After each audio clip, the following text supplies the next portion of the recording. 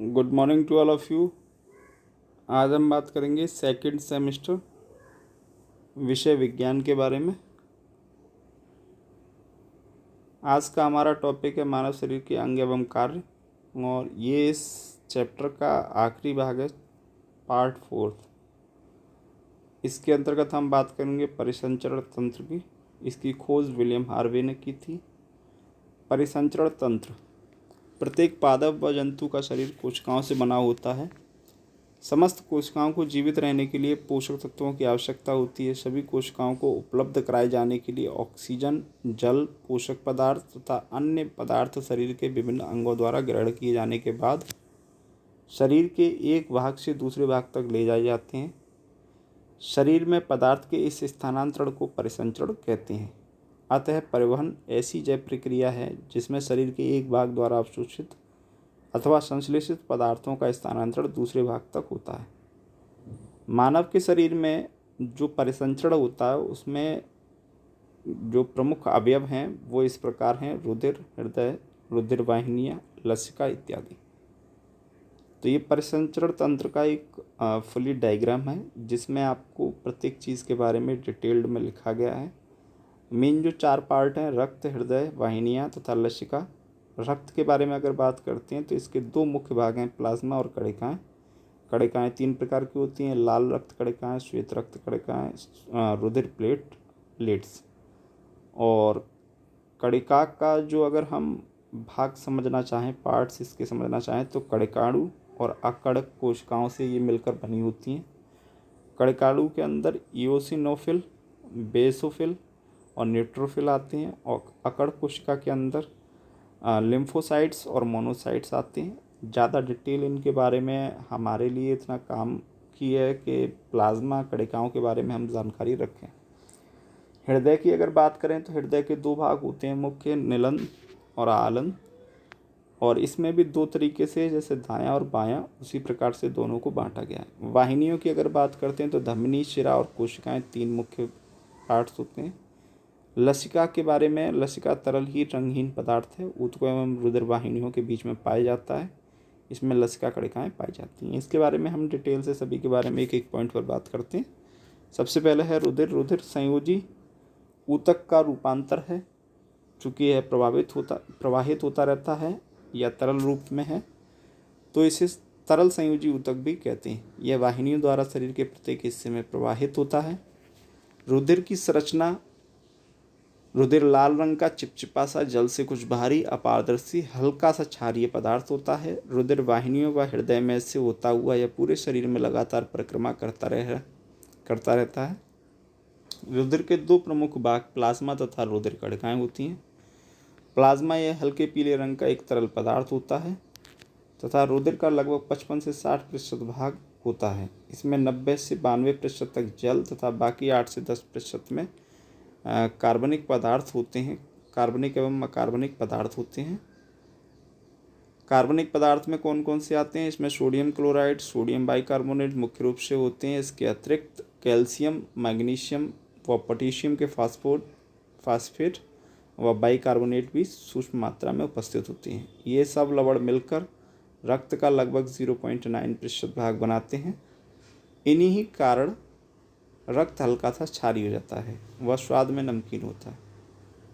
Number 2, कार्बनिक पदार्थ। Plasma में कई प्रकार के कार्बनिक पदार्थ पाए जाते हैं, जैसे पचे हुए भोज्य पदार्थ जिसमें ग्लूकोज, अमीनो अम्ल, वसा, वसीय अम्ल, ग्लिसरॉल, फॉस्फोलिपिड, कोलेस्ट्रॉल इत्यादि। प्रोटीन जैसे फाइब्रोनोजन, प्रोथ्रोम्बिन, ग्लोब्युलिन, एल्यूलिन आदि। और उत्सर्जी पदार्थ जिसमें अमोनिया, यूरिया, यूरिक अम्ल आदि। हार्मोन्स तथा एंटीबॉडीज़, ये भी रुधिर में, प्लाज्मा में घुले रहते हैं। और घुलित गैसें जैसे ऑक्सीजन, कार्बन डाइऑक्साइड, हाइड्रोजन इत्यादि।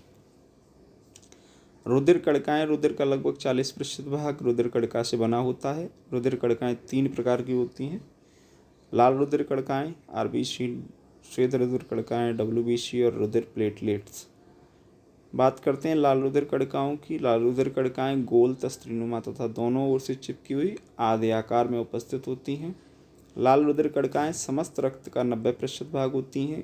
ये प्लाज्मा झिल्ली जीव कला से ढकी होती हैं। इनमें केंद्रक नहीं होता है, इनमें हीमोग्लोबिन नामक रंग युक्त प्रोटीन होती है जिसकी वजह से इसका रंग लाल हो जाता है। ये इनकी संरचना दिखाई गई है किस किस प्रकार की होती हैं। इनका निर्माण अस्थि मज्जा में, भ्रूण में, यकृत तथा प्लीहा में होता है। कार्य ऑक्सीजन तथा कार्बन डाइऑक्साइड का प्रवहन करना। जीवन काल 120 दिन होता है। संख्या पुरुषों में लगभग 55 लाख, स्त्रियों में 45 से 50 लाख के आसपास। कब्रिस्तान प्लीहा। श्वेत हृदय कणिकाएं। श्वेत रक्त कणिकाओं का आकार अनिश्चित होता है, इनमें कोई रंग नहीं होता है। ये कुछ इस तरीके की हैं, रंगीन है ना, श्वेत लाल कलर की। इनमें कोई वर्णक नहीं पाया जाता है, इसलिए इसके अंदर रंग नहीं होता है। निर्माण प्लीहा में होता है। कार्य रोगों से लड़ने की क्षमता, रुधिर की सफाई करना। जीवन काल 1 से 4 दिन। संख्या लगभग 5000 से 9000। पुरुष स्त्रियों में लगभग थोड़ा सा अंतर रहता है ना। रुधिर प्लेट्स, यह केवल स्तनधारियों के शरीर में पाया जाता है। ये गोल, अंडाकार, तस्त्रीनुमा तथा उभयतल सभी आकार में होती हैं। इनमें केंद्रक का अभाव होता है। इनका आकार 2 से 4 माइक्रोन व्यास का होता है। ये पूर्ण कोशिकाएं नहीं होती हैं, वरन अस्थिमज्जा की कुछ कोशिकाओं के विखंडन के फलस्वरूप तैयार होती हैं। कार्य क्या रहता है इनका? रुधिर को बहने से रोकना। जीवन काल लगभग 8 से 10 दिन है। संख्या 2 लाख से 5 लाख प्रति क्यूबिक मिलीमीटर होती है। संगठन थ्रोम्बोस्टिनिन, प्रोटीन, वसा और एंजाइम से मिलकर ये बनी होती है। रुधिर का हमारे शरीर में क्या काम है कि विविध पदार्थों के परिवहन में सहायक होता है, रोग से बचाव में, शरीर की सफाई में, तापमान नियंत्रण में, चोट का उपचार करने में, थक्का जमाने में, शरीर के विभिन्न अंगों में आवश्यक पदार्थों की पूर्ति करने में। रुधिर का थक्का जो होता है वो किस प्रकार से जमता है? सभी जानते हैं कि शरीर पर बाहर चोट लगते ही घाव में से सबसे पहले कुछ रुधिर निकलता है। थोड़ी देर में ही रुधिर के जम जाने से रुधिर का निकलना बंद हो जाता है तथा हल्के पीले रंग की द्रव्य की कुछ बूंदें रुधिर पर जमा हुई दिखाई देने लगती हैं। यह द्रव्य रुधिर प्लाज्मा का ही अंश होता है, इसे सीरम कहते हैं। जमे हुए रुधिर के लोथड़े को थक्का कहा जाता है। रक्त स्राव को रोकने की प्रक्रिया को हीमोस्टेसिस कहते हैं और ऐसा हेपेरिन प्रोटीन के कारण होता है। अभी पीछे मैंने एक बताया था प्रोटीन के बारे में, है ना। अब बात करते हैं रुधिर वर्ग का निर्धारण। यदि किसी भी सीरम में रुधिर नहीं जमता है तो उस व्यक्ति का रुधिर वर्ग जो होगा वो ओ वर्ग। यदि दोनों ही रुधिर वर्ग सीरम में जम जाते हैं तो रुधिर वर्ग बनेगा ए बी। यदि रुधिर केवल एंटीबॉडी ए सीरम में जमता है तो रुधिर वर्ग होगा ए, और यदि रुधिर केवल एंटीबॉडी बी सीरम में जमता है तो रुधिर वर्ग होगा बी। जब किसी में नहीं जमता है तो ओ, जब दोनों में ही जम जाता है तो ए बी, और बाकी जिसमें जमेगा वही उसका रुधिर वर्ग हो जाएगा, जिस एंटीबॉडी में जम जाएगा।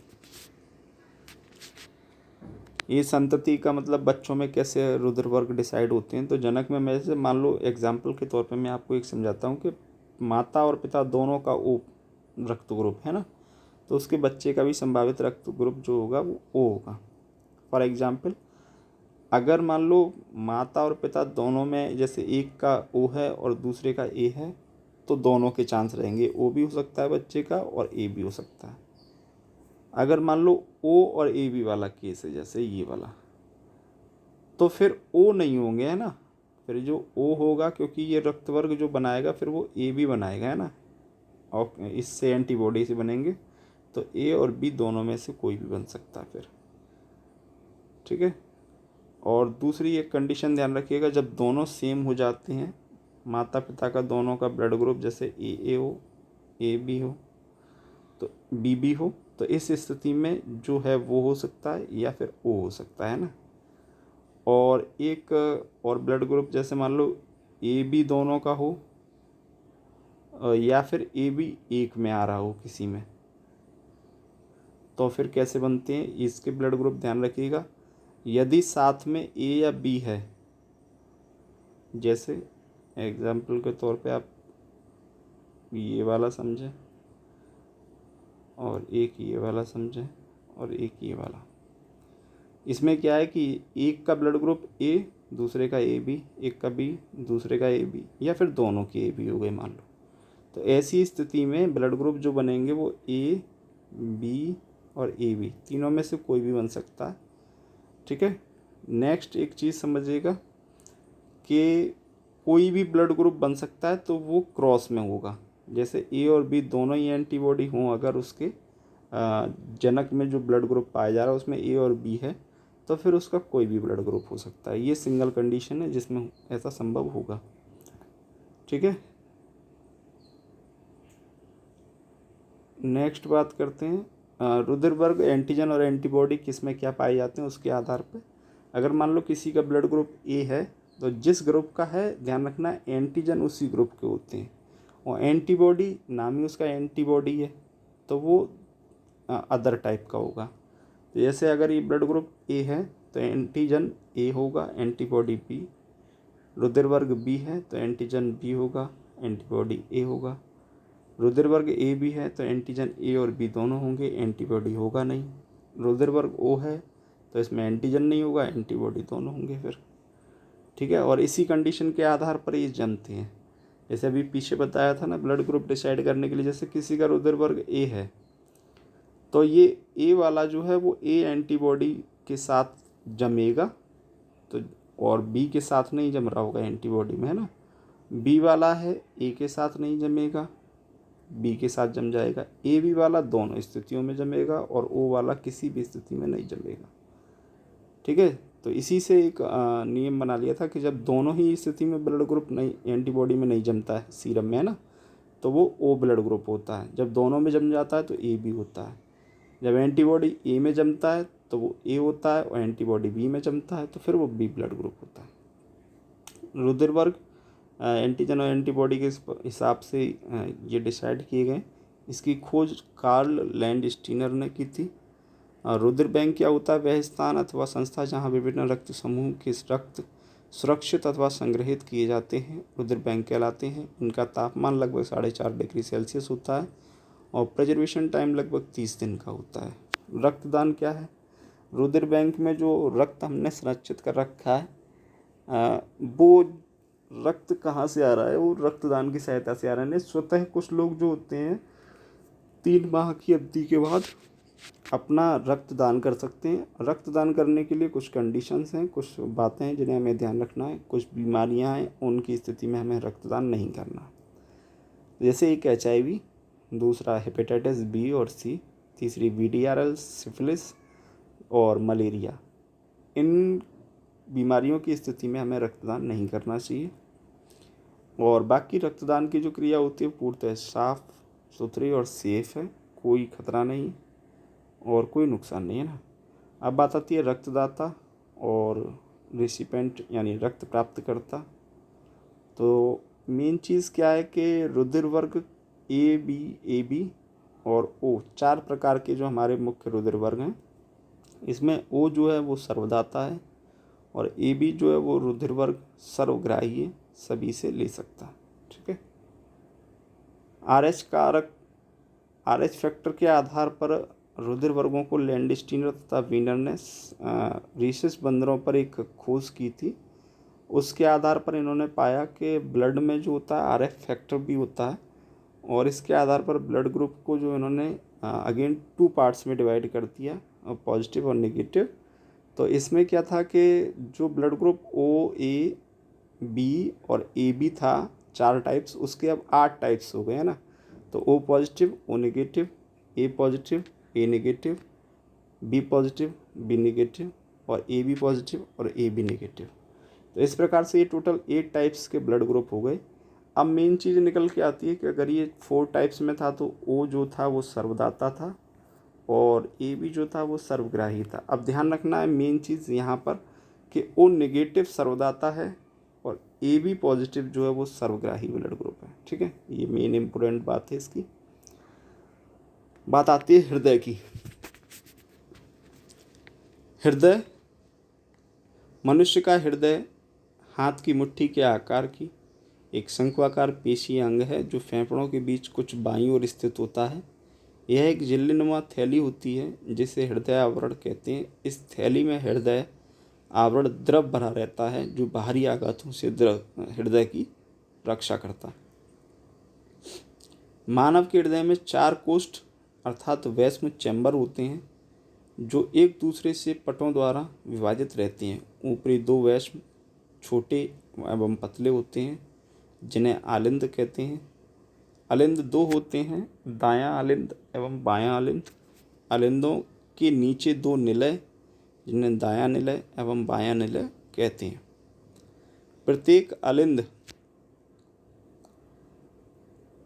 तथा उसके नीचे के निलय के बीच एक छिद्र होता है, जिसे आलिंद निलय कपाट कहते हैं। ये कपाट ऐसे होते हैं जो केवल निलय की ओर खुलते हैं। इस प्रकार इन कपाटों से होकर रुधिर केवल आलिंद से निलय की ओर चलता है। यानी ब्लड ऊपर से नीचे की ओर है ना, सर्कुलेट हो रहा है हार्ट में, ये निलय की ओर खुल सकता है। ये कपाट ऐसे होते हैं जो केवल निलय की ओर खुलते हैं। इस प्रकार इन कपाटों से होकर रुधिर केवल आलिंद से निलय की ओर जा सकता है, विपरीत दिशा में नहीं। दायां छिद्र त्रिबलीय कपाट से तथा बायां छिद्र द्विदलीय कपाट से सुरक्षित रहता है। दो अग्र तथा एक पश्च महाशिराएं पृथक पृथक छिद्रों द्वारा दाहिने आलिंद में खुलती हैं और शरीर के विभिन्न अंगों से एकत्रित अशुद्ध रक्त को यहाँ लेकर पहुँचती हैं। इसके विपरीत पल्मोनरी शिराएं फेफड़ों से लाया हुआ शुद्ध रक्त बाएं आलिंद में पहुँचाती हैं। ये भी छिद्रों द्वारा बाएं आलिंद में खुलती हैं, परंतु इन पर कोई कपाट नहीं होते। दाएं निलय से पल्मोनरी महाधमनी निकलती है, जिसके द्वारा अशुद्ध रक्त फेफड़ों में पहुंचता है। अब अशुद्ध रक्त जो फेफड़ों में पहुंचा है वो क्या होगा, वहाँ से फिल्ट्राइजेशन के लिए, प्रोसेस के लिए भेजा जाएगा और फिर वो शुद्ध होकर वापस हमारे हृदय में आ जाएगा। सह अर्धचंद्राकार कपाट द्वारा रक्षित रहता है, जो रुधिर को निलय में आप वापस आने से रोकता है। बाएं निलय से एक बड़ी सिस्टमैटिक महाधमनी निकलती है, जिसके आधार पर 3 अर्धचंद्राकार कपाट होते हैं। ये निलय में रुधिर को वापस आने से रोकते हैं। ये हार्ट का बाहरी संरचना है और ये एक आंतरिक संरचना दे रखी है। इसके पार्ट्स अलग अलग, निलय और आलिंद के अलग अलग आपको हिस्से बताए गए हैं इसमें, ठीक है। ये आलिंद और निलय, ऊपर वाले हिस्से जो हैं वो आलिंद हैं और नीचे वाले हिस्से जो हैं वो निलय हैं, ठीक है। इनका काम किस तरीके से, शरीर से अशुद्ध रक्त जो है वो यहाँ लाया जाता है, साफ सफाई होकर पंप करके दोबारा वापस शरीर के अन्य भागों को भेज दिया जाता है। कुछ जो अशुद्ध रक्त है वो भेजा जाता है शुद्ध करने के लिए। अच्छा, दूसरा इसका काम क्या है कि यहाँ शुद्ध का रक्त है तो वो शरीर के लिए भेज दिया जाता है। फेफड़े, यहाँ से जो अशुद्ध रक्त फेफड़ों में पहुँचा है वो यहाँ से होता हुआ, ये अशुद्ध रक्त यहाँ से निकला फेफड़ों के लिए और फेफड़े से वापस शुद्ध होके ये इसमें आ गए है ना, और फिर इसके द्वारा ये वापस यहाँ से शरीर के लिए भेजा जाएगा। तो ये इसकी संरचना है, ये बाहर से बनी हुई है। हृदय की कार्यविधि। हृदय का प्रमुख कार्य शरीर के विभिन्न भागों में रुधिर को पहुंचाना है और शरीर के विभिन्न भागों से अशुद्ध रक्त को शुद्धिकरण के लिए वापस प्राप्त करना है। हृदय रुधिर को पंप करने का कार्य करता है। इस कार्य को करने के लिए हृदय हर पर फैलता तथा सिकुड़ता है। हृदय के सिकुड़ने को प्रकुंचन तथा फैलने को अनुस्तीर्ण कहते हैं। क्रमिक संकुचनों से एक हृदय की सिस्टोल अथवा प्रावस्था में हृदय का आयतन कम हो जाता है, जिससे रक्त हृदय से रक्तवाहिनियों में तेज बहाव से जाता है, और डायस्टोल प्रावस्था में हृदय का आयतन बढ़ता है, जिससे विभिन्न अंगों से रक्त लाने वाली शिराएं अपना रक्त हृदय में उड़ेल देती हैं। हृदय की सिस्टोल एवं डायस्टोल प्रावस्थाएं पूरे हृदय में एक साथ नहीं होती हैं, बल्कि हृदय के विभिन्न भागों में एक नियमित क्रम से एक दूसरे के बाद में होती हैं। जब हृदय के आलिंद में संकुचन होता है तो निलय भाग में स्थिलन, और जब निलय भाग में संकुचन होता है तो आलिंद भाग में स्थिलन होता है। इस प्रकार से ये क्रमिक रूप से चलता रहता है। दोहरा रक्त परिसंचरण। मनुष्य में रुधिर हृदय से होकर 2 बार गुजरता है। पहली बार हृदय के दाहिनी ओर से शरीर का समस्त अशुद्ध रक्त एकत्रित होकर फेफड़ों में शुद्धिकरण के लिए जाता है, और दूसरी बार हृदय के बाईं ओर से फेफड़े द्वारा एकत्रित शुद्ध रक्त शरीर में पंप किया जाता है। इस तरह के रुधिर परिवहन को दोहरा रक्त परिसंचरण कहते हैं। दोहरे रक्त परिसंचरण के लाभ क्या हैं या महत्व क्या है? दोहरा रक्त परिसंचरण में कहीं भी शुद्ध व अशुद्ध रक्त आपस में मिश्रित नहीं होते, जिससे परिसंचरण अधिक प्रभावशाली हो जाता है। शुद्ध तथा अशुद्ध रक्त अलग अलग प्रकोष्ठकों में रहने से रुधिर प्रवाह के लिए अधिक दाब उत्पन्न होता है। ये प्रक्रिया कुछ इस तरीके से चलती है। पल्मोनरी सिरा द्वारा शुद्ध रुधिर जो होता है वो बाएं आलिंद में भेजा जाता है और द्विवलनी कपाट द्वारा बाएं निलय में और फिर उसके बाद महाधमनी द्वारा शरीर में। ऐसी जब अशुद्ध रक्त आता है तो अग्र एवं पश्चिम महाशिरा द्वारा दाएं आलिंद में भेजा जाता है। उसके बाद द्विवलनी कपाट के द्वारा होता हुआ दाएं निलय में जाता है। फिर उसके बाद पल्मोनरी धमनी द्वारा फेफड़ों के रक्त के शुद्धिकरण हेतु पहुंचा दिया जाता है। फिर वापस ये पहली वाली लाइन, इस तरीके से प्रोसेस चलती रहती है। शरीर में रुधिर का परिसंचरण सारे शरीर से अशुद्ध रक्त इकट्ठा होकर अग्र तथा पश्चिम महाशिराओं द्वारा दाहिने आलिंद में पहुंचता है। दाएं आलिंद के संकुचन से यह रुधिर त्रिपटीय कपाट से होता हुआ दाएं निलय में पहुंचता है।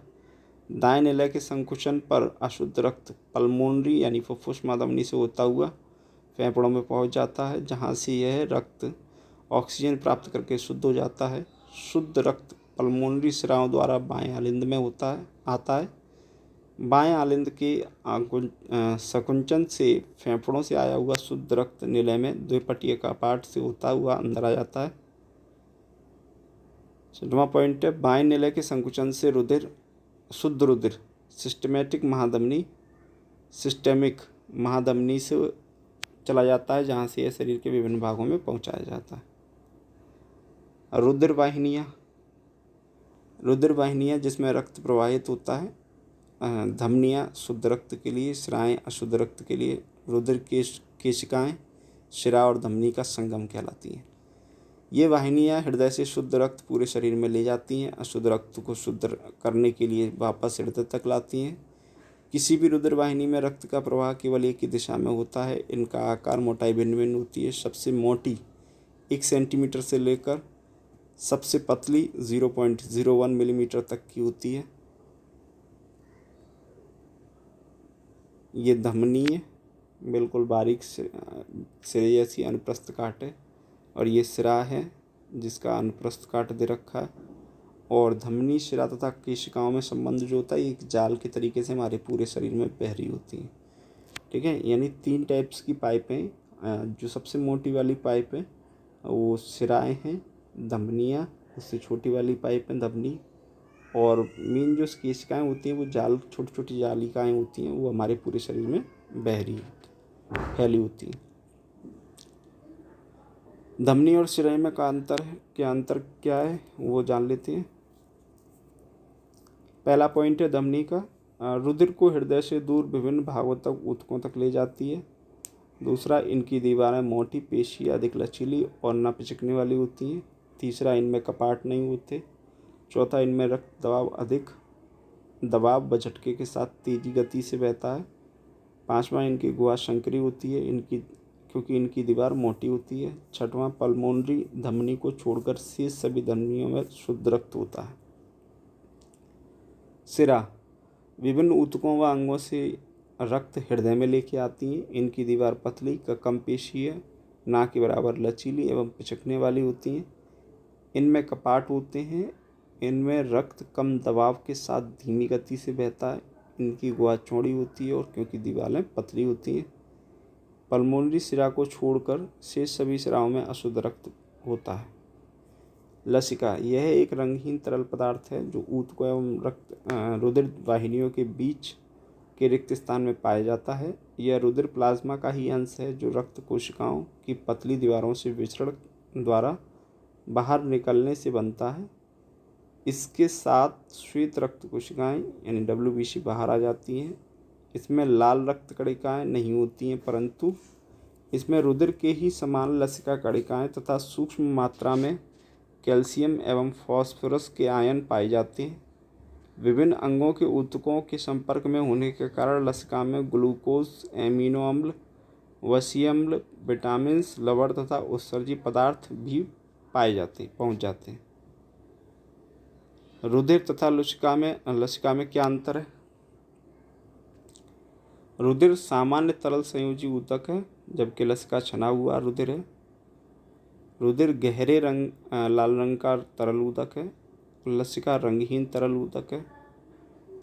रुधिर में आरबीसी उपस्थित होती है, लसिका में अनुपस्थित होती है। रुधिर में डब्ल्यूबीसी उपस्थित होती है लेकिन कम मात्रा में, जबकि लसिका में डब्ल्यूबीसी अधिक मात्रा में पाई जाती है। प्रोटीन की मात्रा अधिक होती है रुधिर के अंदर, जबकि लसिका में प्रोटीन की मात्रा कम पाई जाती है। रुधिर के अंदर न्यूट्रोफिल की संख्या बहुत अधिक होती है, जबकि लसिका में लिम्फोसाइट्स की संख्या बहुत अधिक होती है। रुधिर में ऑक्सीजन व अन्य पोषक पदार्थ अधिक होते हैं, लसिका में ऑक्सीजन व अन्य पोषक पदार्थों की कमी होती है। रुधिर में कार्बन डाइऑक्साइड तथा उत्सर्जी पदार्थों की मात्रा सामान्य होती है, लसिका में CO2 यानी कार्बन डाइऑक्साइड व उत्सर्जी पदार्थ अधिक मात्रा में होते हैं। रुधिर एवं लसिका में क्या समानताएं हैं? लसिका में रुधिर की भांति ग्लूकोज, यूरिया, अमीनो अम्ल, लवण एवं प्रतिरक्षी पाए जाते हैं। रुधिर की भांति श्वेत रक्त कोशिकाएं भी पाई जाती हैं, यानी दोनों में प्रेजेंट है ना। ठीक है, आज के लिए ये इतना ही। Thanks to all of you. Be safe, stay at home.